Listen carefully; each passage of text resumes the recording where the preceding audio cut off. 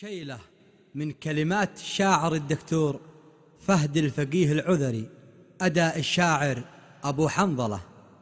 وانا انصحك يا صاحبي من حمية، هاوي جميع الناس قصي وداني، خاوي جميع الناس قصي وداني، خاويا يحتزم به خويه، ولا تخاوي شخص طبعه أناني، ولا تخاوي شخص طبعه أناني. أيوة